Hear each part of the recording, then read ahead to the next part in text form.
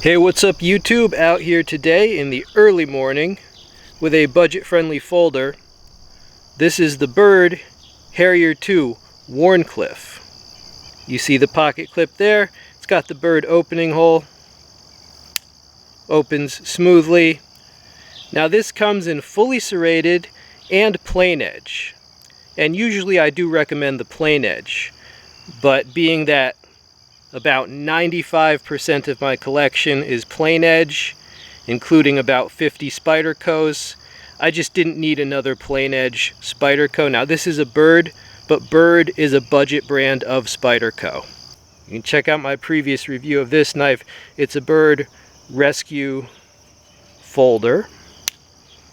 And because of my experience with this knife, I knew that the serrations they use are just wickedly effective. All right, the serrations they use, yes, some of the best, some of the best. The blade length on this was listed as 3.38 inches. The steel on this is 8CR13 MOV stainless steel. All right, a less expensive steel. This is kind of a beater. Right, this was around $33. So I'm okay with that steel for this price range. Here's just a closer look at the knife for you. It's got texture.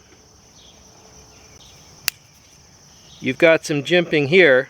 Now Byrd knives always have a finger choil. And the business end, right? Got a very pointed tip that can bite into whatever you're cutting into. If someone is carrying a serrated knife, they tend to save the edge for emergencies. Okay, so for example, rescue. Now, most rescue knives have a rounded tip, but if this is what you have, and you had to cut a strap, it'll slice right through. Now, the other big possible emergency would be self-defense, and I'll leave it to you to kind of think up what that would do if it was used in anger. Serrations will rip, shred, tear, and slice right through organic matter, and that tip as well. You can tip cut or tip slash. This thing is basically a slashing machine. These serrated knives are also quite useful with certain disarming techniques, which are not so popular anymore. Back in the day with, self-defense involving knives, it was quite popular to advocate disabling the enemy. In other words, you quickly grab his wrist and then you cut the vital tendons and ligaments and muscles, and he's no longer a threat, at least with that arm. That has kind of fallen out of favor just because by the time that self-defense incident is over, there's so much blood everywhere that you look like a complete psycho. Even though cutting his arm was more compassionate than just taking out a dagger and stabbing it through his heart, his lung, his windpipe, right? But the authorities usually don't see it that way.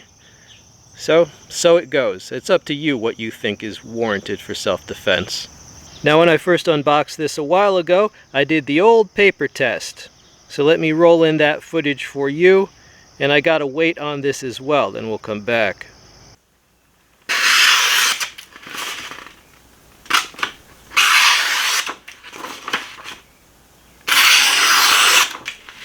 Yeah, it is extremely sharp.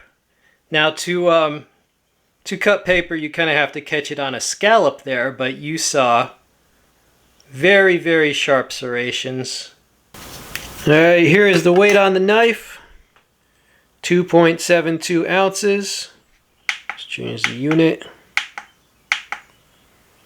77.1 grams. And here it is in the pocket. Pocket clip works well. There's a close-up of that clip. Now, it is possible to sharpen serrations. It's just kind of a pain in the butt to do so, but if the tips of the serrations get dull, you basically have to file them to points again, and then they have a tool that fits the scallops of the serrations, right? So you can sharpen that part. I have a friend who's like a wilderness first responder and EMT, and they were very excited to see the review of this knife because It's a very nice rescue knife. Yeah, Byrd has always been a budget brand of SPYDERCO, but people get confused because, hey, isn't like the SPYDERCO Tenacious, isn't that one of their budget knives from SPYDERCO? Yeah, they have the Byrd line, but they also have some SPYDERCO branded knives that are in the same price range. But hey, you can never have too many budget options. This is a solid one. I'm really tempted to go back and get the plain edge as well and have both, but I felt this would be the best addition to my collection as it is now.